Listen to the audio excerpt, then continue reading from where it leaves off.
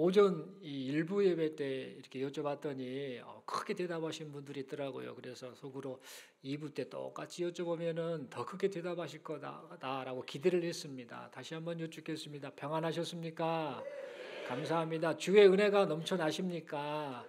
네, 감사합니다. 일평생 살면서 나의 나됨이 오직 하나님의 은혜고 그 하나님의 은혜로 이 순간까지 왔습니다. 라고 그렇게 늘 고백하고 그 삶을 간증하는 여기 모인 우리 모두가 될 수 있기를 간절히 소망합니다. 서로에게 인사하겠습니다. 우리의 우리됨이 오직 하나님의 은혜입니다.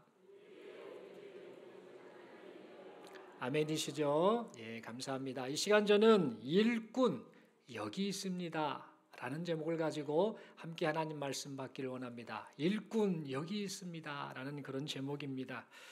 여러분, 예수님께서는 생명 살리기 원하시는 하나님의 뜻을 따라 이 세상에 오셨습니다. 하나님의 아들이시고 왕이신 그 예수님께서 이 세상에 생명 살리는 일을 이루기 위해서 직접 오셨습니다. 이 세상에 오셔서 왕 노릇하지 않으셨습니다. 섬김의 그 종으로서의 삶을 사셨습니다. 이 모든 것이 생명 살리는 일을 위함이셨습니다. 여러분, 우리 예수님의 관심은 어떻게 하면 한 생명이라도 더 살릴 수 있을까에 있었습니다. 그래서 오늘 본문 말씀을 보면 우리 예수님께서 보여주신 행동이 있는데 그 행동이 뭐냐? 이곳저곳 모든 도시와 모든 마을에 두루 다니시면서 생명 살리는 일을 하셨다라는 점입니다. 우리 예수님께서는 회당에 가서 하나님의 말씀을 가르치셨지요. 그리고 천국 복음을 전파하셨지요. 또한 모든 병과 모든 약한 것을 고치시면서 생명을 살리셨습니다. 여러분, 예수님께서 이곳저곳을 두루 다니신 모습은 생명 살리는 일에는 편견이 없어야 한다라는 사실을 우리에게 가르쳐주고 있습니다. 실제로 예수님께서는 복음을 전하시되 장소와 대상을 가리지 않으셨습니다.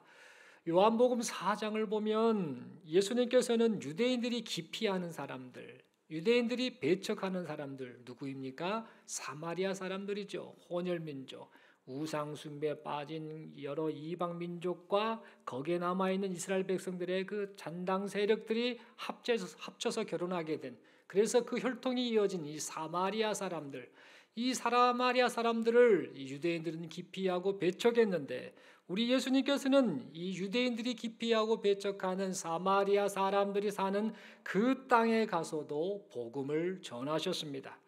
그리고 마태복음 4장을 보면 이방인의 고울이라고 불리는 이 갈릴리 지방을 중심으로 복음 전도의 사명을 다하셨음을 보게 됩니다. 또한 누가복음 13장을 보면 가난한 사람들이 공경은 하지만 만나기를 꺼려하는 그 대상인 예루살렘에 사는 거민들, 그리고 그곳에 살고 있는 여러 지도자들, 이들을 역시 우리 주님께서는 복음 전도의 대상으로 삼으셨습니다. 그뿐만 아니라 하나님의 말씀을 가르치는 종교 지도자들이 모여 있는 곳, 회당, 그곳에서도 복음 전도에 힘쓰셨습니다. 여러분, 예수님께서 회당에서 하나님의 말씀을 가르치실 때에 그곳에서 나름대로 성경을 좀 안다, 내가 하나님을 섬긴다라고 생각했던 종교 지도자들, 특별히 바리새인이나 서기관들이 모여 있었을 텐데 그 사람들이 무슨 생각을 했겠습니까? 저 예수가 우리 밥그릇 빼앗고 있네, 지가 알면 얼마나 안다라고 그렇게 생각을 하면서 예수님을 어떻게 해서든지 트집을 잡고 흠집을 내서 넘어뜨리려고 하는 그런 생각을 그들은 분명히 했을 것입니다. 그러나 우리 예수님께서는 그런 마음을 먹었던 이 종교 지도자들의 이 모습을 보시면서도 도외시하지 않으셨습니다. 그리고 그들에게도 동일하게 복음을 들을 기회를 허락해 주셨습니다. 이처럼 우리 예수님께서는 생명 살리는 일을 위해서 장소와 대상을 가리지 않으셨습니다. 여러분, 우리 예수님께서는 하나님께서 맡기신 생명 살리는 일을 위해서 최선을 다하는 모습도 보여주셨습니다. 마가복음 6장 31절을 보면 우리 예수님이 사역을 하셨는데 어떻게 하셨는가? 그 음식을 먹을 겨를도 없이 바쁘게 생명 살리는 일을 하셨음을 보게 됩니다. 식사 좀 하시면서 일을 하시지 식사도 못할 정도로 그렇게 바쁘게 생명 살리는 일을 하셨던 것입니다. 그리고 한 번 방문했다고 해서 그대로 그곳을 내버려 두지 않으시고 그곳을 재차 방문하시면서 생명 살리는 일에 집중하셨습니다. 누가복음 4장 43절 44절의 말씀을 보면 예수님께서는 이렇게 말씀하시지요. 내가 이 세상에 온 것은 하나님 나라의 복음을 전하러 온 것이다 라고 말씀을 하시면서 갈릴리 지역을 순회하시면서 계속해서 복음을 전하시고 하나님의 말씀을 가르치셨음을 봅니다. 또한 예루살렘에도 반복해서 다니셨습니다. 그래서 이 예루살렘에 계속 왔다 갔다 하시면서 복음이 사람들의 마음에 심어져서 뿌리가 내리기를 바라셨습니다. 여러분, 이처럼 우리 예수님께서는 장소와 사람을 가리지 않고 최선을 다해 하나님의 말씀을 가르치시고 천국 복음을 전파하시며 모든 병과 모든 약한 것을 고쳐주셨습니다. 그리고 이러한 행위를 통해서 하나님께서 맡기신 생명 살리는 일에 매진하셨습니다. 그렇다면 여러분, 우리 예수님께서 이렇게까지 생명 살리는 일에 최선을 다하셨던 이유가 무엇일까요? 그리고 예수님을 배척하는 사람들이 많았음에도 불구하고 편견을 가지지 않고 모든 곳을 두루 다니시면서 생명 살리는 일을 행하셨던 그 이유가 도대체 무엇일까요? 여러분, 그 이유에 대해서 오늘 우리가 함께 읽었던 본문의 말씀 36절의 말씀에서 그 사실을 말합니다. 그 이유는 뭐냐? 바로 예수님께서 사람들을 불쌍히 여기셨기 때문입니다. 여러분, 여기서 이 불쌍히 여기다라는 말은 창자가 미어지는 동정심을 가졌다라는 뜻입니다. 창자가 미어지는 그런 안타까운 마음, 불쌍하게 여기는 마음, 전라도 말로 짠하게 보는 그 마음을 가졌다라는 뜻입니다. 그러니까 예수님께서는 하나님을 떠나 방황하는 사람들의 이 비참한 모습을 보시고 창자가 미어지는 듯한 동정심을 가지고 그렇게 안타까워 하셨던 것입니다. 여러분, 실제로 이 당시에 예수님이 활동하던 그 당시에 유다 백성들의 삶은요 참으로 참담했습니다. 유다 백성들은 당시에 로마 제국의 압제를 받고 있었지요. 이 유다 민족을 압제하고 있었던 로마 이 제국은 어떻게 행동을 합니까? 각종 세금을 걷어들입니다. 그래서 유다 백성들의 재산을 수탈하는 그런 행동을 합니다. 그리고 이 유다 백성들은 단순히 로마 제국의 이 핍박과 압제만을 받은 것이 아니라 당시에 같은 유다 백성인데 이 나름대로 지도자급이다라고 말하는 이 종교 지도자들, 그들에 의해서도 돈을 뜯기며 많은 고통을 당했습니다. 이렇게 고통을 당하고 있는데 문제는 뭐냐? 당시에 이 유다 지역을 다스리던 이 분봉왕 헤롯은 그리고 그의 신하들은 백성들의 이런 고통을 아랑곳하지 않습니다. 아무런 관심을 갖지 않았습니다. 그러다 보니까 당시 유대 사회에는 각종 병자들이 많았습니다. 그리고 각종 여러 가지 문제가 많은 사람들이 많았을 뿐만 아니라 거지들로 넘쳐났습니다. 여러분, 그래서 우리 예수님께서는 이런 상황, 즉 목자 없는 양과 같이 유리방황하는 백성들의 모습을 보시고 그들에게 하나님의 말씀을 가르치시고 천국 복음을 전해주시면서 그 백성들로 하여금 하늘 소망을 품게 해주셨습니다. 뿐만 아니라 모든 병과 모든 약한 것을 고쳐주시면서 그들의 궁핍함을 채워주시고 그들의 아픔을 치료해 주셨습니다. 그리고는 이제 제자들을 향해 말씀을 하시지요. 추수할 것은 많은데 추수할 일꾼이 적으니 추수하는 주인에게 추수할 일꾼들을 보내주시도록 기도하라 라는 그런 의미심장한 말씀을 하셨습니다. 여러분, 이 말씀은 다시 말해서 무슨 뜻인가? 생명을 살릴 대상은 많은데 생명을 살려야 할 대상은 많은데 생명을 살리는 일에 동참하는 일꾼이 적으니 하나님께 기도하여서 생명 살리는 일에 동참할 일꾼들을 보내달라라는 그런 의미의 말씀이었습니다. 그렇다면 여러분, 여기서 우리가 한 가지 좀 생각을 해봐야 합니다. 우리 예수님께서는 왜 이렇게 말씀하셨을까요? 왜냐하면 당시에 예수님을 따랐던 사람들이 너무 많거든요. 제자들이 참 많았거든요. 성경을 보면 예수님께서 활동하던 당시에 예수님의 인기는 하늘을 찌를 정도였습니다. 엄청난 수의 사람들이 예수님을 따랐습니다. 예수님께서 가시는 곳곳마다 인산인해를 이루었습니다. 그래서 학자들은 이렇게 말합니다. 당시에 예수님이 활동할 때에 많은 사람들이 따라다녔는데 그 사람들의 수가 아마 수십만 명은 되었을 것입니다라고 그렇게 추측을 합니다. 그렇다면 여러분, 예수님을 따랐던 사람들이 그렇게 많았는데 예수님께서는 왜 일꾼이 없다, 일꾼이 적다라고 그렇게 말씀을 하셨을까요?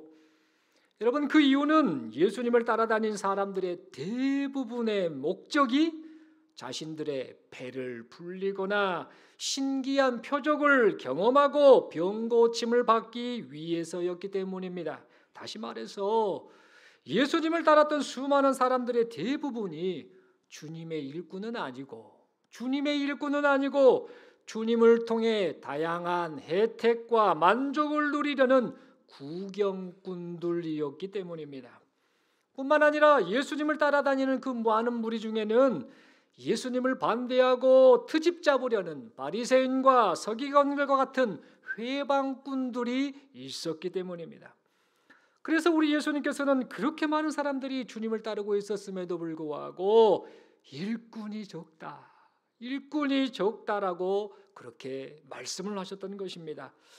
그렇다면 여러분, 구경꾼으로서 예수님을 따랐던 사람들은 예수님을 향하여 결국 어떤 반응을 보였을까요?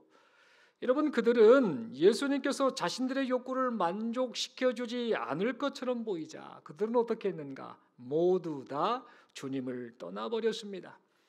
이러한 사실을 우리는요, 요한복음 6장에 기록된 오병이어의 기적 사건을 통해 확인할 수 있습니다. 요한복음 6장을 보면 예수님께서 예수님을 따라다니던 수많은 사람들을 위해서 떡 5개와 물고기 2마리로 장정만 5,000명, 그러니까 아이와 여자들을 다 포함하면 어마어마한 숫자겠지요. 3배, 4배 되는 그런 사람들을 먹이셨음을 보게 됩니다. 그런데 이때 떡을 먹고 배부른 사람들이 이런 생각을 합니다. 아하, 만약 예수님을 왕으로 삼으면 앞으로 우리가 배고프지 않겠네? 우리가 풍족하게 살겠네. 그리고 로마가 우리를 압제하고 있는데 저 예수님이 왕이 되면 기적을 베푸셔서 이제 우리 민족이 해방이 되겠네. 그러면 우리가 잘 먹고 잘 살겠네 라고 그렇게 생각을 하고는 예수님을 왕으로 삼으려고 하였습니다. 그래서 이렇게 반응하는 사람들을 우리 예수님이 다 보고 계셨습니다. 그 심중을 다 꿰뚫어 보셨던 겁니다. 그래서 우리 예수님이 이렇게 말씀을 하십니다. 그 말씀이 바로 요한복음 6장 26, 27절의 말씀입니다. 다음과 같습니다.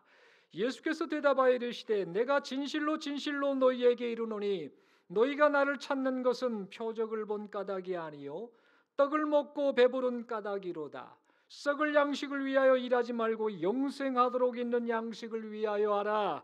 이 양식은 인자가 너희에게 주리니 인자는 아버지 하나님께서 인치신 자니라 라는 이런 말씀을 하셨던 겁니다. 여러분, 예수님께서 이 말씀을 하신 이유는 주님을 따른다고는 하지만 주님의 일꾼이 아닌 구경꾼으로서 주님을 따르고 있는 그들, 이 사람들의 잘못된 생각을 고쳐주시기 위함이었습니다. 그런데 여러분, 사람들은요, 예수님의 이 말씀을 듣고도 생각을 고쳐먹지 않습니다.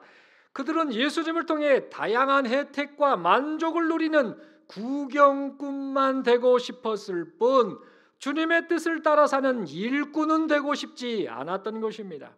그래서 요한복음 6장 66절의 말씀을 보면 주님을 따랐던 그렇게 많은 사람들은 예수님이 자신들의 요구를 충족해 주지 않는다라고 생각하고는 어떻게 합니까? 그때부터 주님을 떠나버리고 다시는 주님과 함께 다니지 않았음을 보게 됩니다. 특별히 눈여겨봐야 될 것은 그 66절의 표현 중에 제자 중에서라는 표현입니다.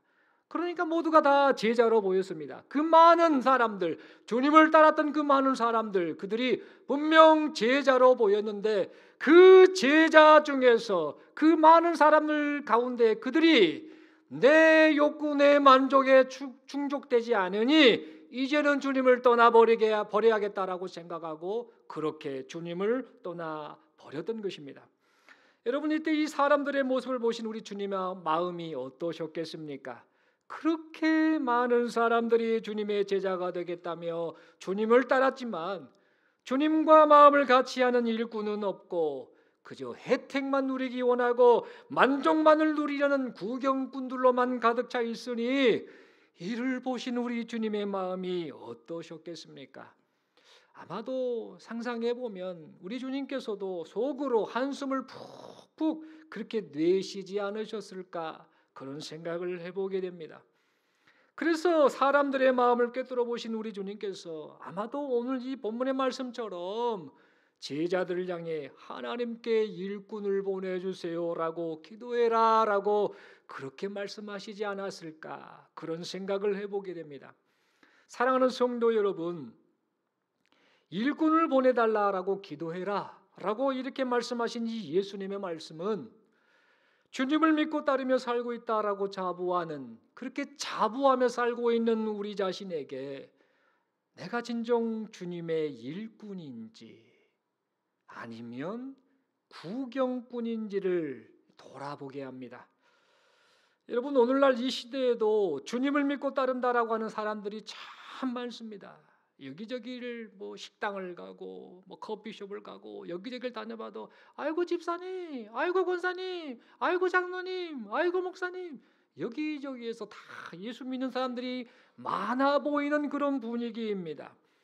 그렇다면 여러분, 오늘날 이 시대의 사람들을 보시며 예수를 믿는 사람이든 안 믿는 사람이든 어떤 사람이든 간에 그 이 시대의 사람들을 보시며 과연 우리 주님은 뭐라고 말씀을 하실까요?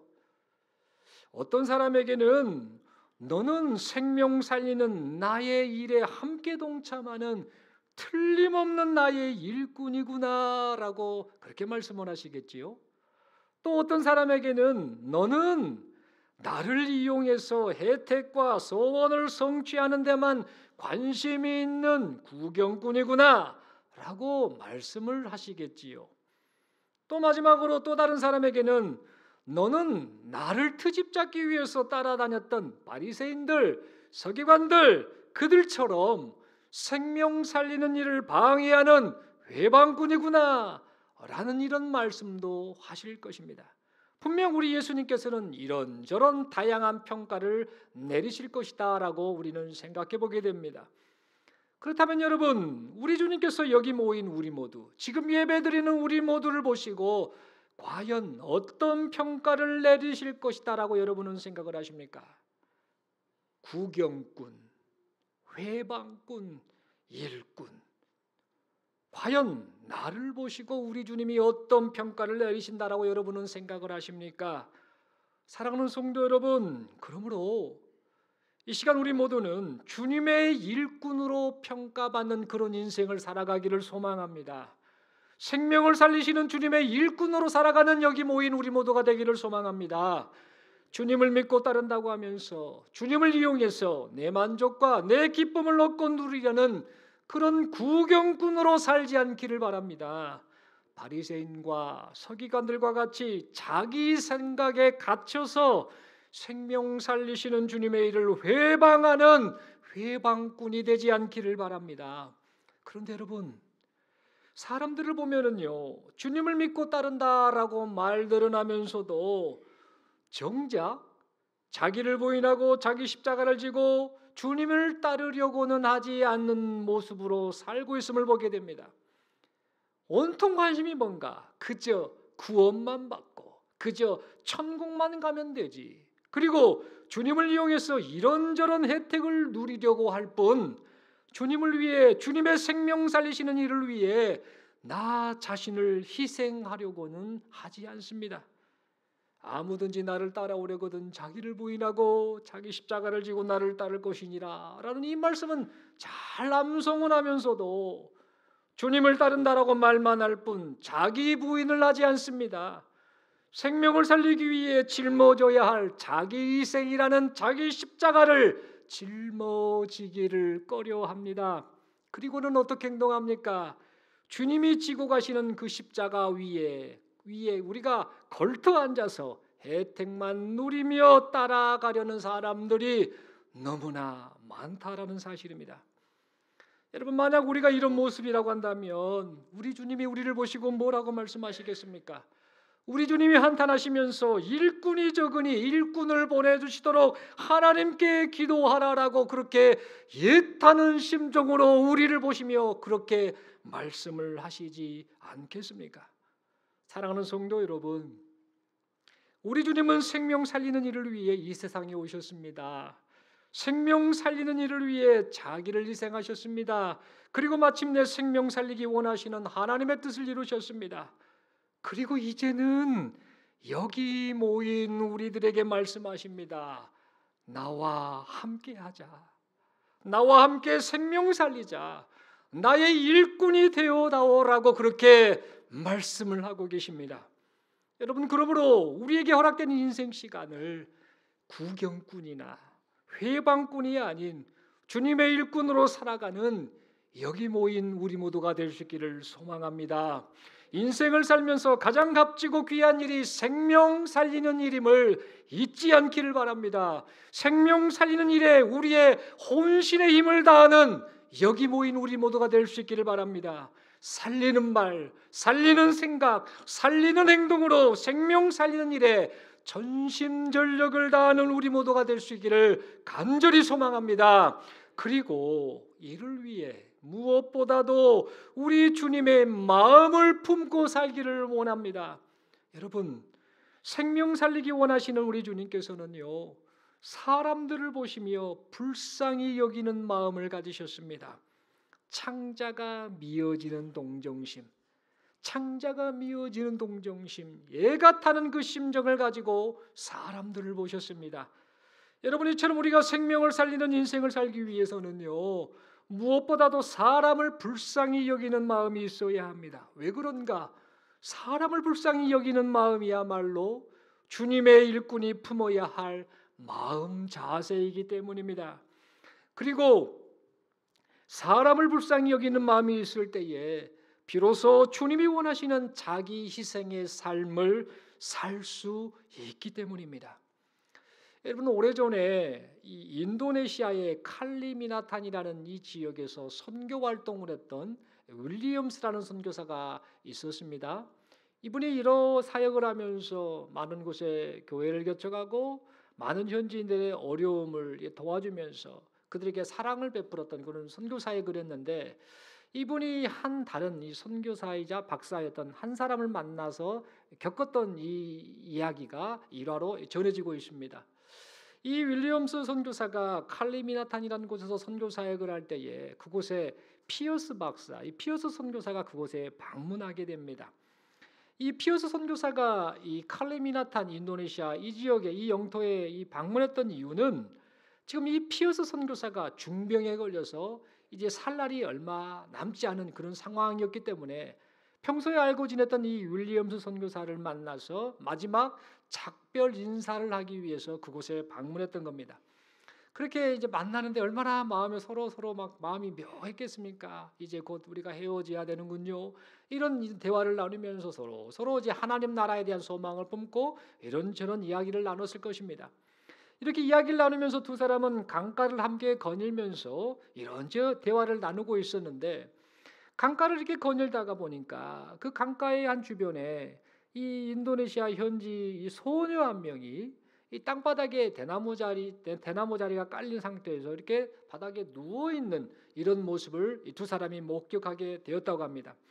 그래서 이 피어스 선교사가 그곳에서 사역하고 있었던 윌리엄스 선교사에게 묻습니다.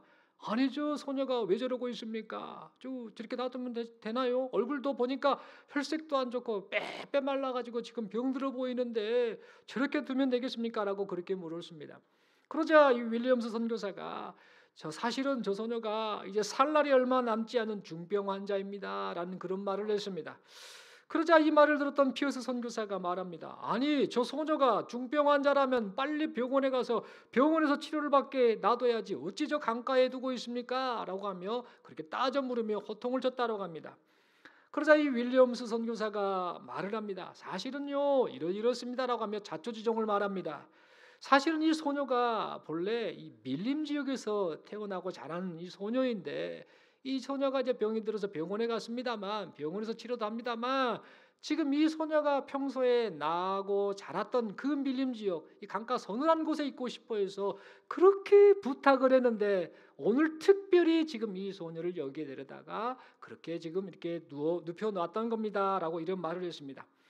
그러자 그 말을 듣고 이 피어스 선교사가 이제 오해를 푼 겁니다. 아, 다 이유가 있었구나라고 생각을 하고는 그 소녀 옆으로 다가가서 그 자리에서 무릎을 꿇고 그 소녀의 깡마른 이 손을 딱 붙잡고 이마에 손을 얹은 채 그렇게 하나님 앞에 간절히 기도를 해주었다라고 합니다. 그렇게 간절히 기도가 끝나자 이 소녀가 이 피어스 선교사에게, 이제 피어스 선교사는 무슨 말인지 알아먹지 못합니다만 그 인도네시아 말로 뭐라고 말을 막 이렇게 했다라고 합니다. 힘이 없는 목소리로 그렇게 말을 할 때에 이게 무슨 말이냐라고 이제 윌리엄스 선교사에게 물었습니다. 그랬더니 이 윌리엄스 선교사가 통역을 합니다. 이 소녀가 뭐라고 지금 말하냐면요, 통증이 너무 심해서 잠을 잘 수가 없어요. 너무 힘들어요. 라는 그런 말을 했어요. 라고 그렇게 통역해서 말을 전했습니다. 그 말을 듣고 이 피어스 선교사가요, 동병상련의 마음을 갖습니다. 지금 자신도 중병에 걸려서 많은 통증으로 지금 힘든 상황을 보내는데, 그래서 잠을 자지 못하는 이런 통증을 가지고 있는, 이것을 겪고 있는 상황이었기 때문에 이 소녀를 보면서 이 피어스 선교사는 동병상련의 마음을 가지고 그 자리에서 펑펑 울었다고 합니다. 얼마나 아플까, 얼마나 힘이 들까라고 하며 그렇게 펑펑 울었다고 합니다. 그리고는 자신의 주머니에서 갑자기 진통제 한 병을 딱 꺼내어주면서 윌리엄스 선교사에게 전해주면서 이 약을 저 소녀에게 주세요. 그래서 이 소녀가 이 약을 먹고 숙면을 취할 수 있도록 해주세요라고 그렇게 부탁을 하였다고 합니다. 그러자 이 말을 듣고 또 이 모습을 보던 윌리엄스 선교사가요, 소녀를 불쌍히 여기는 이 피어스 선교사의 마음과 행동을 보며 말로 표현할 수 없는 큰 감동을 받았다고 합니다. 왜 이렇게 큰 감동을 받았는가? 다름이 아니라 그 이유는요, 말씀드렸던 것처럼 피어스 선교사 역시 중병에 걸려서 진통제 없이는 살 수 없는 그런 상황이었는데, 그리고 그 진통제를 먹고 견뎌내고 있는데 지금 너무나 고통스러워하는 그 소녀를 위해서 자신의 진통제를 다 줘버린 겁니다. 문제는 뭐냐? 죽어 끝나는 것이 아니라 이제 이 피어스 선교사가 자기가 사역하던 싱가포르로 가기 위해서는 10일이라는 기간이 걸리는데, 그곳에 가서 약을 다시 처방받고 사서 이제 복용을 하려면 10일 동안 어떻게 되겠습니까? 이 소녀가 겪고 있었던 잠을 자지 못하는 그 고통, 통증을 이 피어스 선교사가 10일 동안 겪어야 될 것이 뻔했기 때문에 그 사실을 알면서도 자기를 희생하며 이렇게 진통제를 준 피어스 선교사를 생각하며 이 윌리엄스 선교사는 큰 감명을 받았다고 합니다. 여러분, 피어스 선교사는 중병에 걸린 소녀의 고통을 감소시켜 주는 대신 자기 스스로가 고통을 감수하는 자기 희생을 그렇게 실천하였던 것입니다. 여러분, 이처럼 소녀를 불쌍히 여기는 피어스 선교사의 마음이 자기 희생을 실천하게 했고 생명 살리는 주님의 일에 동참하도록 마지막까지 그의 인생을 그렇게 이끌었던 것입니다. 여러분, 영국 이 빅토리아 여왕이 이 광명의 천사로 불리는 나이팅게일 간호사 있지 않습니까? 그 사람에게 훈장을 하나 건넨 게 있습니다. 정말 그의 업적을 기리면서 귀하다라고 하면서 그에게 줬던 훈장에 이런 글이 새겨져 있다고 합니다. 긍휼을 행하는 길은 하나만 있는 것이 아니다. 돈으로만 아니라 말로도 할 수 있다. 돈도 말도 없을 때는 눈물로도 할 수 있다라는 그런 말을 새겨서 줬다라고 합니다. 여러분, 긍휼의 마음이 얼마나 소중한가? 긍휼의 마음이 말로도 나타나고 돈으로도 나타나겠지만 동병상련의 마음을 품고 눈물로 나타나고 있음을 보게 됩니다. 사랑하는 성도 여러분, 주님을 믿고 따르고 있는 여기 모인 우리 모두 다 사람을 불쌍히 여기시는 주님의 마음을 품은 주님의 일꾼이 될 수 있기를 간절히 소망합니다. 일꾼이 적구나. 일꾼이 적구나. 내 마음을 품은 신실한 일꾼이 너무너무 필요하다라고 말씀하시는 그 우리 주님을 향하여서 주님, 일꾼 여기 있습니다. 주님, 일꾼 여기 있습니다라고 그렇게 고백하며 주님의 일꾼으로 살아가는 여기 모인 우리 모두가 될 수 있기를 바랍니다. 그리하여서 비록 실수투성이고 부끄러움투성인 우리랄지라도 우리를 통해서도 주님의 생명을 살리시는 그 일이 계속해서 나타나고 이루어질 수 있기를 간절히 소망합니다. 여러분, 이 일을 지금도 우리 주님께서 여기 모인 우리 개인을 통해서, 교회 공동체를 통해서 계속해서 이루어가고 계심을 믿습니다. 마지막으로 서로에게 이렇게 인사하겠습니다. 이렇게 질문 한번 해보겠습니다. 당신은 구경꾼입니까? 주님의 일꾼입니까? 다시 한번 서로에게 묻겠습니다. 당신은 회방꾼입니까? 주님의 일꾼입니까? 질문해놓고 마음이 묘하게 무겁죠. 내가 그렇게 살았나 하며 자신을 돌아보게 되지요. 그래도 우리는 과거를 생각하지 마세요. 말씀 듣고 결단하고 순종하고 나아가는 앞으로가 중요합니다. 과거 왕년에 다 필요 없습니다. 지금 과거의 부끄러움 때문에 자책하지 마시고 이제 마음을 새롭게 하며 이렇게 살겠다라는 결단하는 마음으로 서로 이렇게 인사하겠습니다. 주님의 일꾼이신데 몰라봬서 죄송합니다. 아멘이시죠? 그리고 마지막으로 서로 다시 한번 이렇게 인사하면 좋겠습니다. 손을 한번 높이 딱 들어주시겠습니까? 주님이 이 시간 우리에게 일꾼이 적구나라고 말씀하실 때 그 말씀을 듣고 어떻게 대답합니까? 따라하겠습니다. 주님, 일꾼 여기 있습니다. 아멘이십니까? 이 마음을 품고 우리의 일평생 동안 주님의 일꾼으로 살아가는, 주님의 그 긍휼히 여기시는 그 마음을 품고 주님의 일꾼으로 살아가는 여기 모인 우리 모두가 될 수 있기를 간절히 소망합니다. 기도드리겠습니다. 하나님 아버지, 말씀 받았습니다. 우리 주님 일꾼 찾으시네요. 많은 제자들이라고 스스로 자칭하는 사람들이 주님을 따랐는데 알고 보니 구경꾼들이었고 또 그 중에는 바리새인과 사두개인과 서기관들과 같은 이런 회방꾼들이 있었음을 봅니다. 혹시 우리가 구경꾼이거나 회방꾼은 아닌가? 우리 자신을 돌아봅니다. 마음을 고쳐먹고 주님의 일꾼으로 살기를 소망합니다. 무엇보다도 사람을 불쌍히 여기시는 그 주님의 마음을 품고 하나님 사랑을 증거하며 살아가는, 실천하며 살아가는 우리 모두가 되기를 소망합니다. 우리의 마음을 고쳐먹게 하시고 하나님 앞에 주님의 일꾼으로 삶을 살아가는 여기 모인 우리 모두가 되게 하여 주옵소서. 이렇게 살아갈 수 있도록 성령 하나님 도와주시고 은혜 베푸심을 믿고 감사드리며 우리 주님 예수님 이름으로 기도드리옵나이다. 아멘.